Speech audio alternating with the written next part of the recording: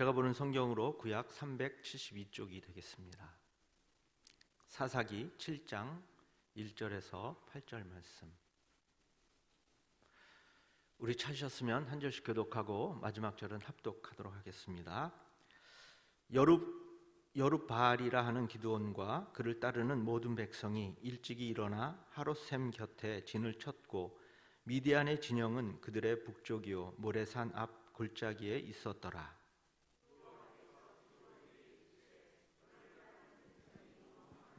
내가 그들의 손에 미디안 사람을 넘겨주지 아니하리니 이는 이스라엘이 나를 거슬러 스스로 자랑하기를 내 손이 나를 구원하였다 할까 함이니라.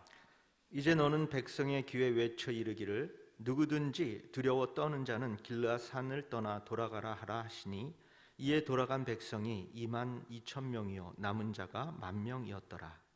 여호와께서 또 기드온에게 이르시되 백성이 아직도 많으니 그들을 인도하여 물가로 내려가라. 거기서 내가 너를 위하여 그들을 시험하리라. 내가 누구를 가리켜 내게 이르기를 사람이 너와 함께 가리라 하면 그는 너와 함께 갈 것이요 내가 누구를 가리켜 내게 이르기를 이 사람은 너와 함께 가지 말 것이니라 하면 그는 가지 말 것이니라 하신지라. 이에 백성을 인도하여 물가에 내려가매 여호와께서 기드온에게 이르시되 누구든지 개가 핥는 것 같이 혀로 물을 핥는 자들을 너는 따로 세우고 또 누구든지 무릎을 꿇고 마시는 자들도 그와 같이 하라 하시더니 손으로 움켜 입에 대고 핥는 자의 수는 300명이요 그 외의 백성은 다 무릎을 꿇고 물을 마신지라. 여호와께서 기드온에게 이르시되 내가 이 물을 핥아 먹은 300명으로 너희를 구원하며 미디안을 내 손에 넘겨주리니 남은 백성은 각각 자기의 처소로 돌아갈 것이니라 하시니 이에 백성이 양식과 나팔을 손에 든지라. 기드온이 이스라엘 모든 백성을 각각 그의 장막으로 돌려보내고 그 300명은 머물게 하니라. 미디안 진영은 그 아래 골짜기 가운데에 있었더라. 아멘. 할렐루야. 오늘도 이 사사기의 말씀을 통해서 기드온이 가지고 있는 죄의 원리, 죄의 사고방식을 하나님께서 어떻게 바꾸어 주시는지 말씀을 살펴보고 또 하나님께서 우리에게 은혜를 주시는 것을 받도록 하겠습니다. 사사기 6장에 이어서 이제 7장에서도 이제 기드온에 관한 그런 사건이 또 나옵니다. 7장의 내용으로 들어가기 전에 이제 기드온이 가지고 있는 그 죄의 사고 방식에 대해서 다시 한번 살펴보도록 하겠습니다. 지난 강의 때 이제 사사기 6장에서 기드온은 전능하신 하나님을 믿지 못하고 오히려 하나님을 시험하는 등 이런 죄의 사고 방식을 가진 사람이었음을 우리는 살펴보았습니다. 특히 6장 17절에 보면은 이런 말씀이 있습니다. 만일 내가 주께 은혜를 얻어 싸우면 나와 말씀하시니가 주 되시는 표징을 내게 보이소서. 이 말씀은 이제 하나님을 시험했던 그런 말씀인데 또 36절 37절에도 보면은 양털을 가지고 또 하나님을 시험했는데요. 이 말씀을 같이 한번 읽어보도록 하겠습니다. 시작. 주께서 이미 말씀하신 같이 내 손으로 이스라엘을 구원하시려거든 보소서. 내가 양털 한 뭉치를 타작마당에 두리니 만일 이슬이 양털에만 있고 주변 땅은 마르면 주께서 이미 말씀하신 같이 내 손으로 이스라엘을 구원하실 줄 내가 알겠나이다 하였더니. 아멘. 여러분, 기드온은 이처럼 자꾸 하나님을 시험했습니다. 이것이 아주 괘씸한 것입니다. 전능하신 하나님을 한 번 정도 시험하면 됐지 또다시 시험한다는 것은 주 되신 하나님을 믿지 못하겠다는 그런 태도입니다. 물론 첫 번째 시험과 두 번째 시험의 이 주제는 다릅니다. 첫 번째 시험에서는 기드온은 자신과 말씀하시는 분이 누구인지, 즉 주 되시는 분인지 아닌지에 대한 표징을 구하는 것입니다. 그러나 두 번째 시험에서는 이제 자신의 손을 통해서 이스라엘을 구원하실지 아닐지의 여부입니다. 다시 말하면 처음 시험은 하나님인지 아닌지의 여부를 확인하는 시험이었고요. 두 번째 시험은 하나님이 있는지 능력이 없는지의 시험이었습니다. 여러분, 기드온은 어찌 보면 괘씸한 것 같고 또 어찌 보면 교활한 것 같습니다. 그러나 인자하신 하나님은 기드온의 이 모든 시험을 다 받아주십니다. 특별히 두 번째인 이 양털 시험은 한 번만 한 것이 아니고 두 번을 요청했는데도 하나님은 모두 다 받아주십니다. 이처럼 하나님은 인간을 위해 모든 것을 해주시는 분임을 이 기드온의 사건만 봐도 저절로 확인할 수가 있는데요. 하나님은 기드온이 시키는 대로 불을 내려달라고 하면 불을 내리시고 또 이슬을 내려달라고 하면 이슬을 내려주셨습니다. 또한 짜증도 안 내시고 역정도 안 내셨습니다. 왜냐하면 하나님은 이 기드온의 상태, 즉 기드온의 이 심정과 또 기드온이 뭘 필요로 하고 있는지 다 아셨기 때문입니다. 이처럼 하나님이 직접 일하고 수고를 해서 기드온의 의심이 풀어지고 안심이 된다면 하나님은 다 하시는 것입니다.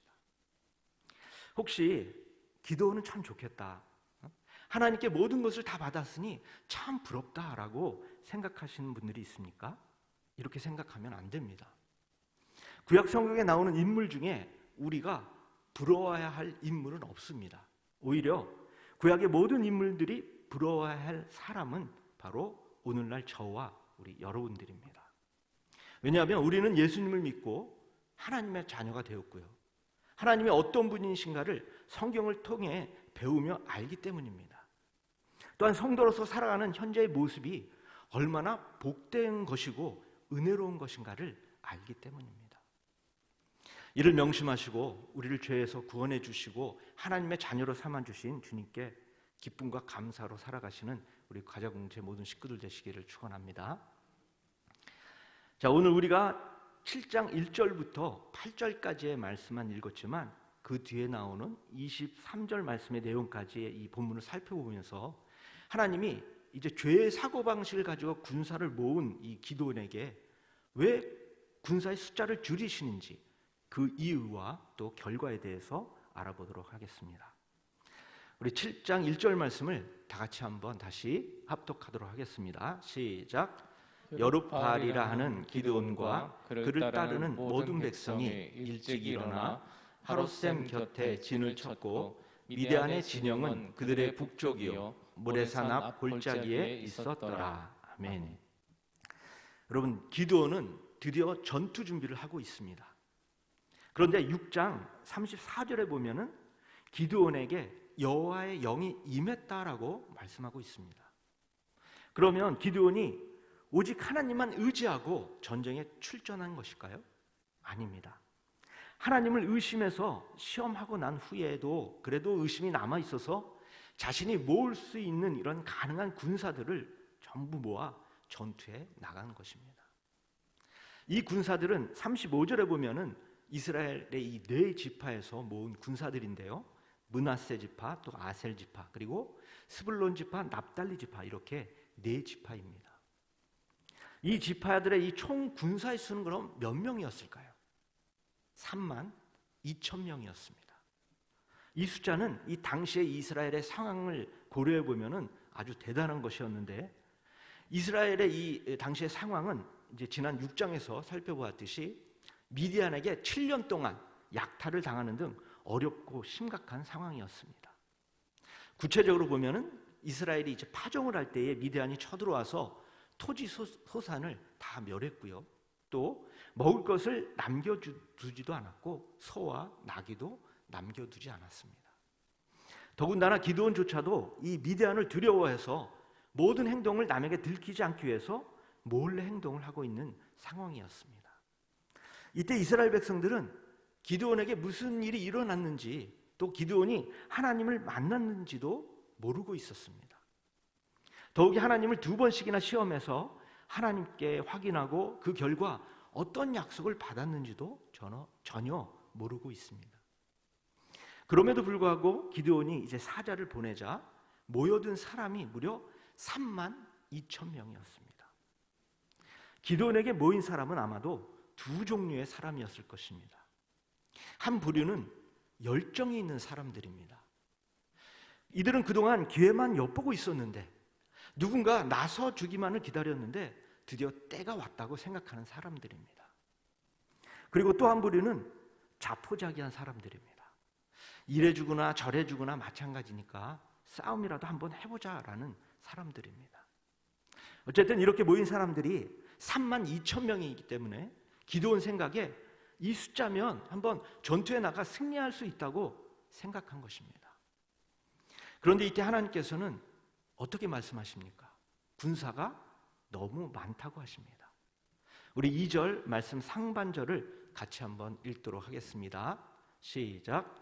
여호와께서 기드온에게 이르시되 너를 따르는 백성이 너무 많은즉. 아멘. 여러분, 32,000명이 적은 것입니까? 많은 것입니까? 이 숫자가 많은지 적은지를 확인하기 위해서 성경에 기록된 이런 다른 사건들을 좀 살펴보도록 하겠습니다. 먼저 이스라엘이 이제 가나안을 정복할 때 첫 번째 전투가 여리고성 전투였습니다. 이 여리고 전투에서는 몇 명이 출전했을까요? 여호수아 6장 3절에 보면은 이런 말씀이 있습니다. 너희 모든 군사는 그 성을 둘러 성 주위를 매일 한 번씩 돌되. 여기서 모든 군사라고 말하는데 도대체 모든 군사는 몇 명이었을까요? 이스라엘이 이제 가나안에 들어오기 전 이제 광야에서 20세 이상 전쟁에 나갈 만한 군사를 계수하였는데 그 숫자는 60만 1,730명이었습니다. 그리고 모든 이스라엘 백성의 군 숫자는 대략 200만 명이었습니다. 따라서 여리고 전투에 동원된 군사는 아주 많게 잡으면 200만 명이고요. 또 적게 잡으면 60만 명 정도였습니다. 하나님께서는 이때에는 백성이 너무 많다고 하지 않으셨습니다. 그럼 여리고성을 정복한 다음 이제 두 번째 전투인 이 아이성 전투에서는 어땠을까요? 아이성 전투는 두 번을 했는데 첫 번째 전투에서는 이스라엘 백성들이 군사의 숫자를 스스로 정했습니다. 여호수아 7장 4절에 보면은 백성 중 3,000명쯤 그리로 올라갔다가 아이 사람 앞에서 도망하니라고 말씀합니다. 즉 3,000명이나 되는 이 군사가 전투를 했는데 이스라엘은 패하고 말았다는 것입니다. 패한 후에 하나님은 여호수아에게 다시 아이성을 공격하라고 지시합니다. 이때는 몇 명이 전투에 나갔을까요? 여호수아 8장 3절에 보면 이에 여호수아가 일어나서 군사와 함께 아이로 올라가려 하여 용사 3만 명을 뽑아 밤에 보내며라고 기록하고 있습니다. 아이성을 공격하기 위해서 동원된 군사가 3만 명이라는 것입니다. 그런데 하나님은 이때도 백성이 너무 많다고 하지 않으셨습니다. 자, 사사기에서도 확인해 보겠습니다. 사사기에서는 이 군사의 이 편차가 좀 심한데 먼저 사사기 3장에 보면은 모압 왕 에글론을 상대한 사사 에훗이 나옵니다. 이 에훗은 에글론 왕을 무찌를 때는 이제 단독으로 스스로 회담을 요청하고 칼로 찔러서 죽였습니다. 그리고 그 후에 모압 군사들과 싸울 때는 혼자가 아니라 군사들을 모집했습니다. 사사기 3장 27절에서 29절 말씀을 같이 한번 읽도록 하겠습니다. 시작. 그가 이르러 에브라임 산지에서 나팔을 불매 이스라엘 자손이 산지에서 그를 따라 내려오니 에훗이 앞서가며 그들에게 이르되 나를 따르라. 여호와께서 너희의 원수들인 모압을 너희의 손에 넘겨주셨느니라 하매 무리가 에훗을 따라 내려가 모압 맞은편 요단 강나루를 장악하여 한 사람도 건너지 못하게 하였고 그때의 모압 사람 약 10,000명을 죽였으니 모두 장사요 모두 용사라. 한 사람도 도망하지 못하였더라. 아멘. 여기 이 말씀에 보면은 이스라엘 자손이 몇 명이 모였는지는 알 수 없지만 이스라엘이 무찌른 모압 사람은 약 10,000명이요 또 모두 장사요 모두 용사라고 말합니다. 여하튼 에훗이 이스라엘 자손을 불러서 전쟁을 했는데 이때도 하나님은 백성이 너무 많다고 하시지 않았습니다. 자, 그러면 드보라와 바락의 경우는 어땠을까요? 사사기 4장 6절을 같이 한번 읽어보도록 하겠습니다. 시작. 드보라가 사람을 보내어 아비노함의 아들 바락을 납달리 게데스에서 불러다가 그에게 이르되 이스라엘의 하나님 여호와께서 이같이 명령하지 아니하셨느냐? 너는 납달리 자손과 스불론 자손 10,000명을 거느리고 다볼산으로 가라. 아멘. 이 말씀에 보면은 드보라와 이제 바락은 납달리 지파와 스불론 지파 이 두 지파에서 10,000명을 동원했습니다. 이때에도 하나님은 백성이 군사가 많다고 하지 않으셨습니다. 이와 같이 전쟁에 나갔던 이 군사의 숫자가 많은지 적은지를 확인하기 위해서 성경에 기록된 몇몇 사건을 살펴보았는데 하나님은 이 사건들에 동원된 군사를 많다고 하지 않으셨습니다. 자, 그럼 오늘 본문에서는 하나님의 반응은 어떠할까요? 적들과 대항할 이 기드온이 소집한 군사는 4지파에서 32,000명이었습니다. 그런데 이번에만 유독 하나님은 기드온에게 군사, 이 백성이 너무 많다고 하십니다. 여러분들 생각에 이 32,000명이 많은 것입니까? 아니면 적은 것일까요? 왜 하나님은 다른 전투에서의 이 60만 명, 또 3만 명, 10,000명은 많다 하지 않으시고 유독 32,000명만 많다고 하실까요? 도대체 백성이 많다는 이 기준은 무엇일까요? 군사가 많으냐, 적으냐 하는 판단은 단지 숫자에 관한 문제가 아닙니다. 그것은 이스라엘의 생각, 이스라엘의 사고에 관한 문제입니다. 여리고성 전투에 최소한 60만 명이 동원되었음에도 불구하고 하나님께서는 많다고 하지 않으셨습니다. 왜일까요? 그 이유는 여리고성은 무너지지 않을 정도로 굉장히 튼튼하고 강력해서 자신들의 힘으로는 도저히 정복하지 못할 것으로 생각했기 때문입니다. 그러니 그런 마음을 가지고 있는 사람들의 경우에는 이 60만 명 정도가 많은 것이 아닙니다. 자, 정반대의 경우도 있었습니다. 여호수아서에 나오는 이 아이성 전투입니다. 이 전투에는 이스라엘이 스스로 동원한 군사가 3,000명이었습니다. 그런데 이번에는 이 3,000명이 많은 것입니다.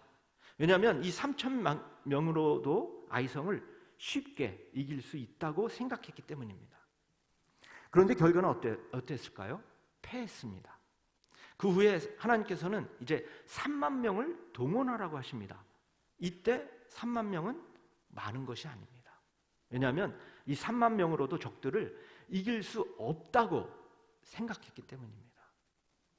여러분, 다시 말씀드리지만 이 군사가 많으냐 적으냐의 기준은 숫자가 아니라 이스라엘의 생각, 이스라엘의 태도입니다. 자신들이 이길 수 있다고 생각하면 비록 1명일지라도 많은 것이고 자신들이 질 것이라고 생각하면 60만 명도 적은 것입니다. 드보라와 바락의 경우에는 하나님이 10,000명을 동원하라고 하셨지만 많다고 하지 않으셨습니다. 왜냐하면 가나안 왕 야빈은 철병거 900승을 가지고 나왔기 때문입니다. 10,000명의 이스라엘은 많은 숫자라고 생각할지 모르지만 전쟁 경험이 없는 이스라엘은 워낙 강력한 무기를 가지고 있는 적들을 보면서 자신들이 이긴다고 생각하지 않았습니다. 따라서 이 경우에는 10,000명이 많은 숫자가 아닌 것입니다. 그런데 여러분, 숫자와 관계없이 하나님은 유독 기드온의 경우에만 백성이 많다고 하십니다. 그 이유가 뭘까요? 그 이유는 바로 기드온 때문입니다. 기드온은 하나님이 말씀하시자 단숨에 달려나간 사람이 아닙니다. 기드온은 계속해서 하나님을 의심해서 또 확인하고 점검하고 여호와의 영이 임했음에도 불구하고 군사까지 모은 연약한 사람입니다. 돌다리도 두들겨보라고 건너라는 그런 말도 있지만 두들겨보고 건너는 정도가 아니라 그 돌다리에 하나님이 먼저 건너가 보라고 하고 하나님이 무사히 건너면 그것을 보고 난 뒤에 그때 건너려고 하는 사람입니다. 이처럼 계속해서 의심하고 점검하고 준비했던 사람이 바로 기드온입니다. 이런 기드온이 전쟁에서 이기면 자신이 준비를 잘해서 또 자기가 대비를 잘해서 이겼다라고 말할 가능성이 충분합니다. 그래서 하나님은 2절의 말씀을 하시는 것입니다. 우리 2절 말씀을 다시 한번 같이 읽어보도록 하겠습니다. 시작. 여호와께서 기드온에게 이르시되 너를 따르는 백성이 너무 많은즉 내가 그들의 손에 미디안 사람을 넘겨주지 아니하리니 이는 이스라엘이 나를 거슬러 스스로 자랑하기를 내 손이 나를 구원하였다 할까 함이니라. 아멘.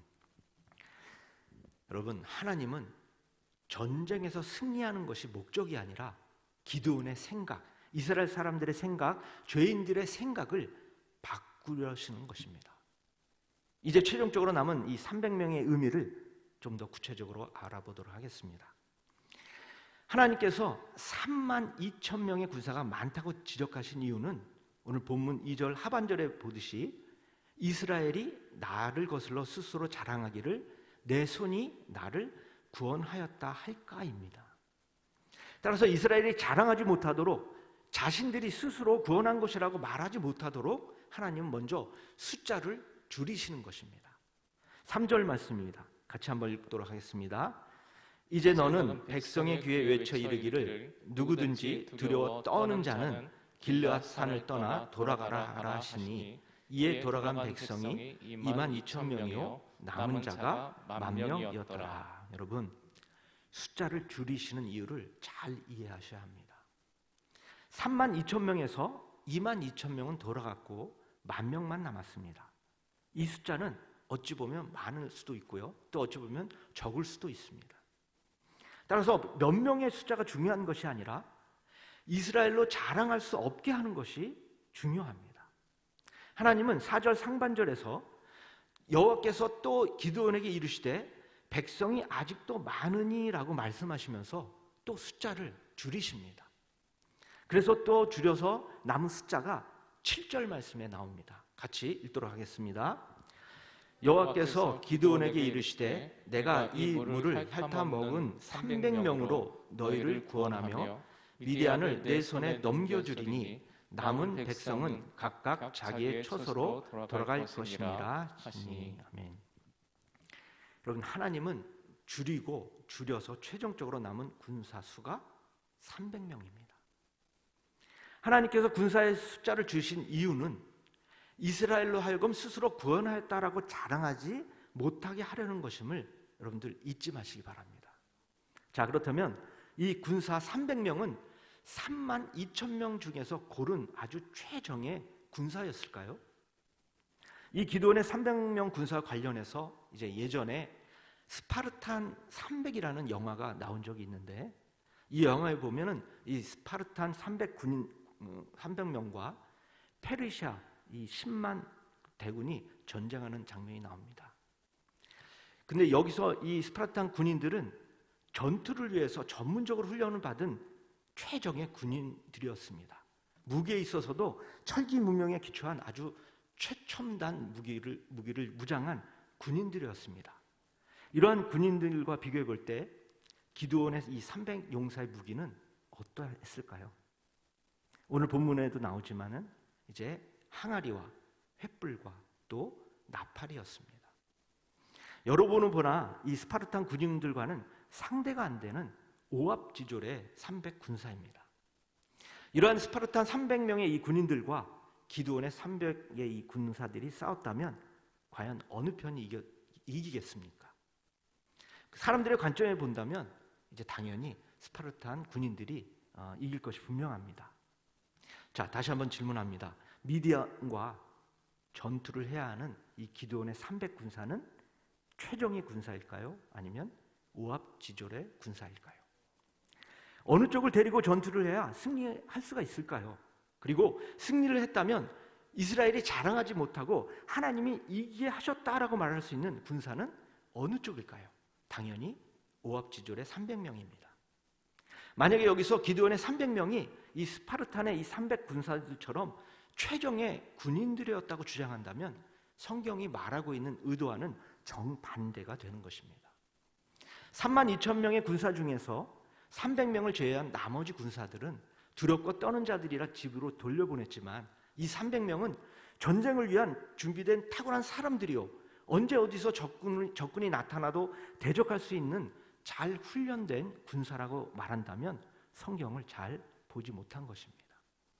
더 한 번 말씀드리지만 하나님께서 3만 2천 명의 군사를 300명으로 주신 이유는 이스라엘이 스스로 구원하였다라고 자랑하지 못하게 하려는 것입니다. 따라서 이 300명의 군사는 아주 탁월한 군사가 아니고 또 오합지졸의 군사였지만 이들로 전쟁에서 이긴다면은 그 자체가 기적이요, 또 이스라엘은 자랑할 수 없고 하나님이 승리하게 하셨다라는 말밖에는 할 말이 없는 것입니다. 자, 이 300명과 싸우는 이 미디안 군사의 수는 그럼 몇 명이었을까요? 스파르탄 300 영화에서는 이 페르시아 군대는 10만 대군이었습니다. 그런데 오늘 12절 말씀에 보면은 이 영화에 나오는 이 페르시아 10만 대군과는 비교도 안 될 만큼 더 엄청난 수의 이 적군들을 묘사하고 있습니다. 우리 12절 말씀도 같이 읽도록 하겠습니다. 시작.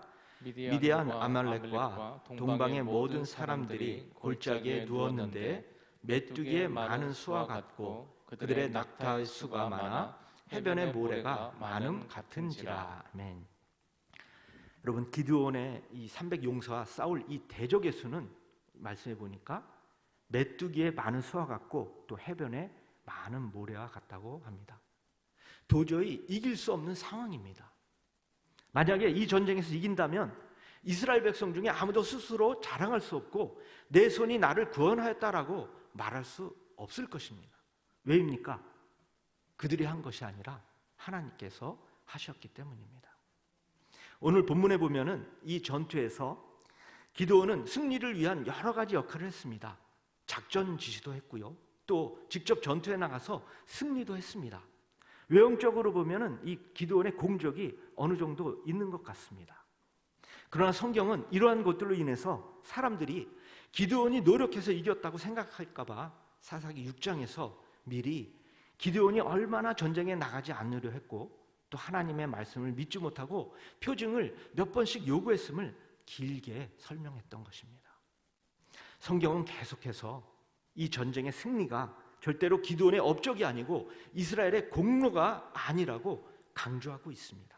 이것을 입증하는 구절이 9절에서 11절 상반절 말씀인데 이 말씀도 같이 읽도록 하겠습니다. 시작. 그 밤에 여호와께서 기드온에게 이르시되 일어나 진영으로 내려가라. 내가 그것을 내 손에 넘겨주었노라.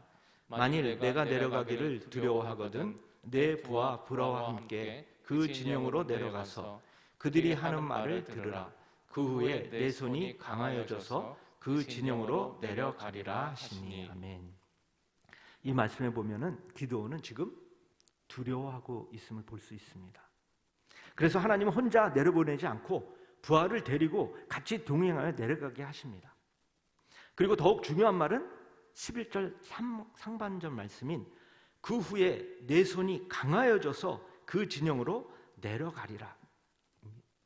무슨 말입니까? 이 기드온이 미디안 진영으로 공격하러 내려갈 것인데 기드온이 전투에 나서는 것은 자신이 용맹한 것이 아니라 용맹해서가 아니라 하나님이 철저하게 만들어낸 결과라는 것입니다. 성경을 읽는 성도들에게 기드온은 용감한 사람이 아니라는 것을 거듭거듭 강조하는 것입니다. 자, 또 한 가지 기드온이 업적을 세운 것이 아니라는 것을 강조하는 표현이 바로 기드온이 가지고 있는 무기입니다. 여러분, 군인은 전쟁에 나가려면 총과 같은 그런 필수적인 무기가 있어야 합니다. 그래야 승리를 할 수가 있는데 그런데 기드온은 이런 총과 같은 무기가 없었습니다. 고작 한 손에는 나팔을 들고 또 다른 한 손에는 횃불을 감춘 항아리만 들고 있었을 뿐입니다. 횃불은 어떤 때 사용하는 것입니까? 횃불은 깜깜한 밤에 앞길이 잘 보이지 않을 때 가는 길이 잘 보이도록 불을 밝혀서 사용하는 것입니다. 따라서 횃불은 무기가 아닙니다. 자, 또 나팔은 무엇입니까? 나팔은 멋진 힘찬 소리가 나도록 부는 악기인데 이것도 무기가 아닙니다. 기드온은 이러한 것들을 가지고 전투에 나가서 나팔을 불고 힘껏 소리를 지른 것뿐입니다. 무기가 아닌 이 횃불과 나팔을 가진 기드온이 전쟁에서 이제 나팔 한 번 불고 승리한 장군으로 사람들에게 칭송과 상을 받는다면 아마 엄청 낯이 뜨거워서 얼굴을 들지 못했을 것입니다. 여러분, 승리는 누가 해주셨습니까? 하나님이 해주셨습니다. 따라서 나팔을 불었다는 것은 하나님이 승리하게 해주셨다는 의미입니다. 민수기 10장 9절에 보면은 이런 말씀이 있습니다. 같이 읽어보겠습니다. 시작.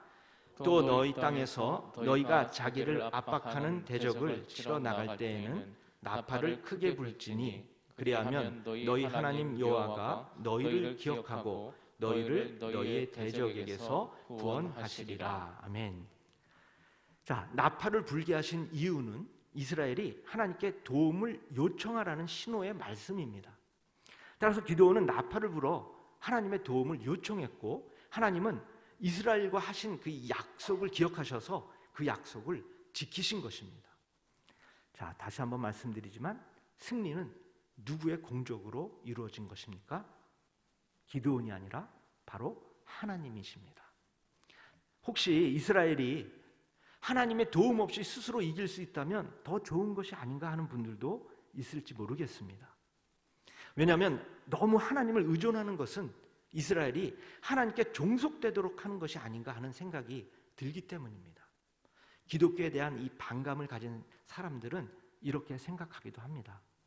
만약 그렇게 생각하신다면 성경에 대해, 이 하나님에 대해 잘 이해를 못하신 것입니다. 하나님은 우리 인간을 하나님께 종속되게 하시는 분이 아니십니다. 하나님은 언제나 우리 인간을 도와주시고 인간이 평화와 안식과 자유와 행복을 누릴 수 있도록 해주시는 분이십니다. 인간 스스로 하나님 없이 어떤 일을 해내면 그 일을 해냈다고 자랑하며 교만해지기 때문에 하나님은 자랑하지 못하게 하나님이 직접 일하시는 것입니다. 기드온의 전쟁뿐만 아니라 이 사사기에서 계속해서 강조하는 것이 인간의 수고가 아니라 하나님의 은혜임을 강조하고 있습니다. 만약 인간의 수고를 강조하면 하나님보다는 인간이 더 드러나고 칭송받게 되어 있습니다. 그리고 그 다음 단계로 나타나는 현상은 차별입니다. 인간끼리 차별이 발생하면 그 다음은 또 교만과 멸시가 일어나고요. 그 결과는 행복해지는 것이 아니라 행복이 깨지고 평안이 깨지는 것입니다.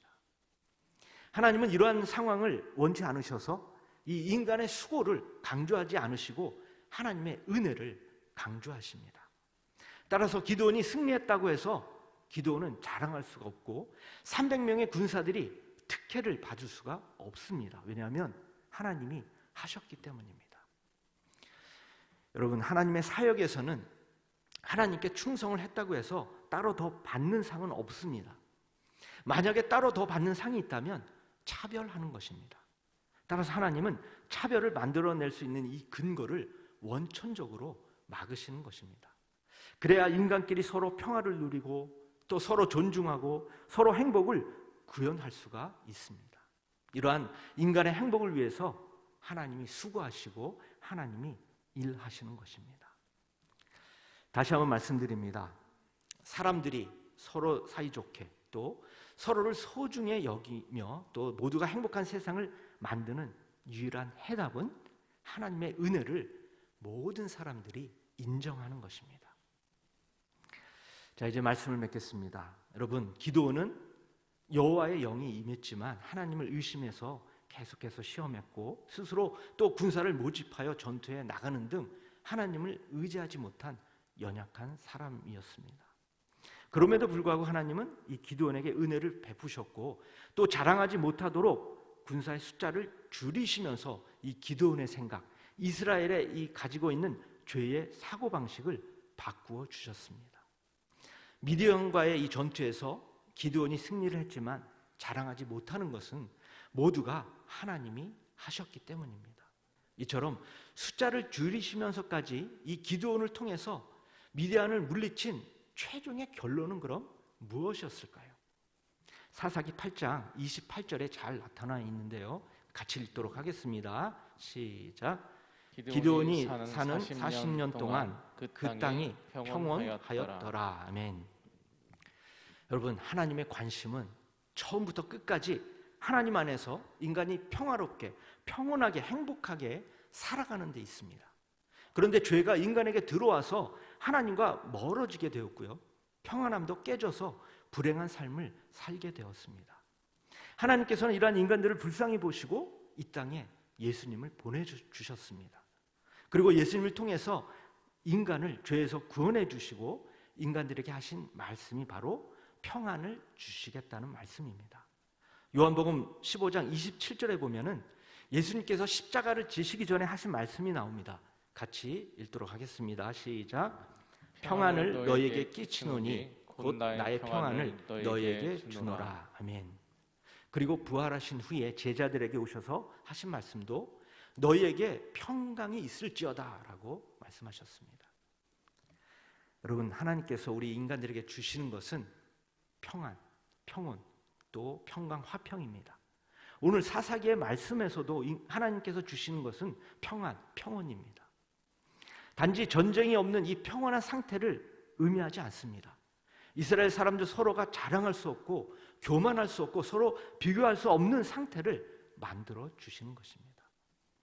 오늘 하나님의 이 자녀인 우리 성도들에게도 하나님은 평안을 주십니다. 이 평안을 예수 그리스도를 믿는 성도들은 하나님의 은혜로 받아 누리며 살아가기만 하면 됩니다. 그런데 여러분, 우리들만 이 평안을 누리면 될까요? 안 됩니다. 이 세상엔 예수님을 모르는 많은 사람들이 있습니다. 죄의 사고방식으로 살아가는 그들은 교만하기 때문에 서로 시기하며 싸우며 자랑하며 살아갑니다. 따라서 이들에겐 평안이 있을 수가 없습니다.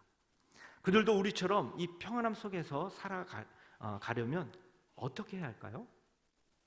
해답은 그들도 예수님을 믿어야 합니다. 그럼 그들이 예수님을 믿으려면 어떻게 해야 합니까? 우리가 그들에게 예수님을 전해야 합니다. 그래야 그들이 예수님의 이름을 듣고 또 성령님의 역사심으로 회개하며 하나님께 나와 하나님의 자녀로서 평안한 가운데 살아갈 수가 있게 되는 것입니다. 자, 이제 창립 50주년 500명 초청 산사색 가을 붕회와 또 전도 축제가 16일부터 이제 시작이 됩니다. 여러분, 이번이 기회입니다. 예수님을 모르는 전도 대상자들이 이 행사를 통해서 하나님의 자녀가 되고 하나님 안에서 평안을 누릴 수 있는 기회입니다. 이번 전도 축제를 통해서 하나님께서 목표로 주신 500명의 전도 대상자들이 하나님께로 나오는 역사가 반드시 우리를 통해서 이루어질 줄 믿습니다. 기도하겠습니다. 전능하신 아버지 하나님, 오늘은 하나님께서 기드온이 모은 군사의 숫자를 줄이시는 이유와 미디안을 물리친 결론이 이스라엘에게 평안을 주시기 위한 것임을 성경을 통해 깨닫게 해주시니 감사를 드립니다. 하나님의 일을 함에 있어서 우리의 수고와 노력을 자랑하지 않게 해주시고 항상 우리를 위해 일하시는 하나님만 자랑하며 순종하는 우리 모든 성도님들이 되게 하여 주시옵소서.